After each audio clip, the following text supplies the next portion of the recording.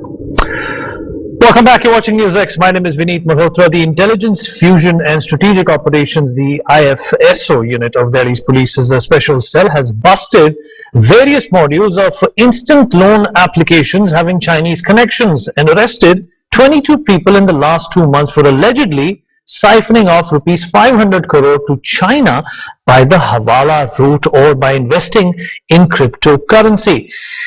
The arrested individuals were working on or at the behest of Chinese nationals is what we understand.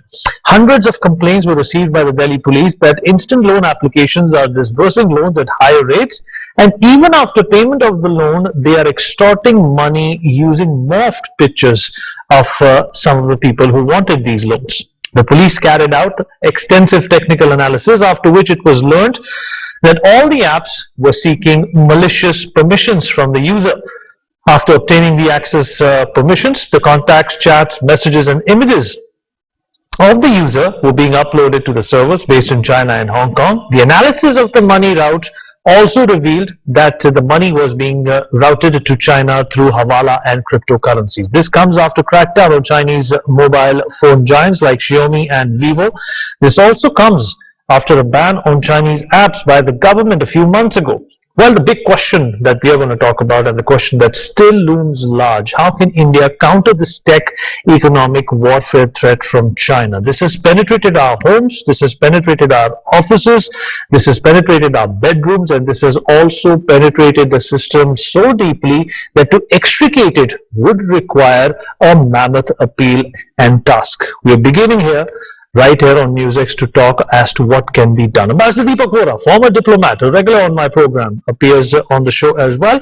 Ravinder Sachdev, international affairs expert and president of Image India Institute, joining us on the program as well. Mr. Sharad Kohli, senior economist, everybody knows him, is also joining us on the program. Advocate Khushbu Jain, cyber security and social expert, senior lawyer, joining us on the show as well. Last but not the least, Vanya Arya, technology expert, joins us on the program to talk about this as well.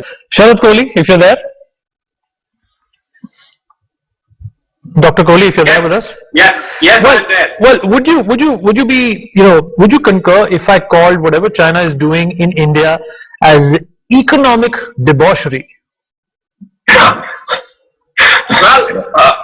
undoubtedly, Vinny. I mean, as Ambassador Vora said, there is no Mandarin word for ethics. I think, but we are gradually going to find a synonym for China, which is the synonym is going to be violative. You know, just violate whatever you do, wherever, just violate. I mean, just don't follow the law. And I think the story, Vinny, begins from the consumers. You know, the consumers, there used to be a saying, a friend in need is a friend in need. Here's a friend in need, what looks like an app becomes an enemy indeed. Because you fall into the trap, you need 5,000 or 10,000 rupees. And I met somebody a few days ago, he borrowed 10,000 and he ended up paying 2.5 lakhs and he's still getting threats. He still gets those threatening phone calls. As you said during your opening remarks, the pictures are being morphed. He's been given a threat of his pictures being made viral. There is sexually objectionable material being published against him. His relatives, his friends are being contacted. They are being called, and an exorbitant amount of interest being levied. So this is a clear-cut case. It is not Chinese loan apps, Vinny. I'm sorry to say, these are Chinese extortion apps. If I put it down in simple terms, these are not loan apps. But what surprises me is two things. I mean, you spoke to Vandana about the technology side of it. What surprises me is because in India, nobody can lend money unless you are a village sahukar, you know, sitting in your hut and lending, or probably sitting in one fine room. You cannot publicly lend money unless you are registered or licensed by Reserve Bank of India. So the case in point is that so many apps came up and they kept disbursing, you know, lakhs and lakhs of rupees. Whereas, you know, I mean, the platforms of Google or iOS did not take cognizance. My first objection. My second objection, how come this did not come into the notice of the regulatory authorities in India? It is a bit late if you ask me. I'm glad they are in the radar now. I am glad these 22 people have been arrested. But how come this lending business on a large scale in public domain was allowed to be carried on? I mean, I am a bit flabbergasted if you ask me. buy this contention. My second aspect is that people, when they borrow from such apps, if I'm borrowing 5,000, 10,000, 20,000, 25,000, any lender, for God's sake, will ask for some kind of credibility of the borrower. When these apps are not asking you anything, just give your Aadhaar, give your PAN, give your name, and that's it. So I think my bells should be ringing that how come I am being given a loan simply because I am nobody, I am just providing my PAN number or Aadhaar, and that is more than sufficient.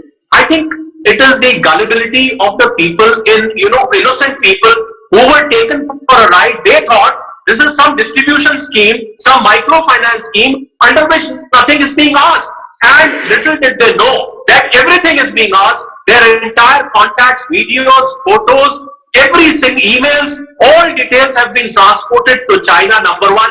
Number two, they become victims of their extortion. There have been cases of suicide, Vineet. I hope, I remember NewsX running a news once that somebody committed a suicide, and this is not just one case. There are so many cases. So I think the last thing I would like to say in this remark is that, it is appalling to note that there are Indians involved as well. It is not just the Chinese guys who were involved and who are sitting back there in Beijing or Shanghai or whatever.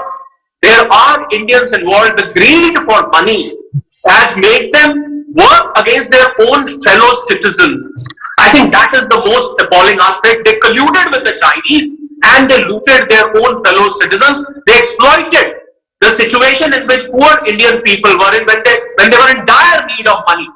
Absolutely disappointing, and I would say it's a huge slippage on part of the regulatory authorities in India.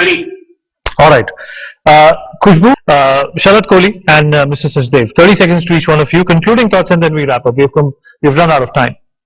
Well, to conclude, Vineet, I would say that the action that Government of India is now going to take, there are certain limitations to that action. We've got a bilateral trade of $135 billion with China. Out of that, $90 billion is the trade deficit, which means we import more and we export much less. So can India afford a knee-jerk reaction or a carpet ban on businesses from China? The answer is no. But it raises the question on the Chinese ethics. They are supposed to be attracting some of the finest investments in the world. Now, as an afterthought, we wonder how these companies have survived for decades in China. Have they been subject to similar kind of breach of ethics? That is the billion-dollar question, Vineet, where I think the world of business across the globe must be asking itself. I'm sure there are victims on the top Fortune 500 companies as well.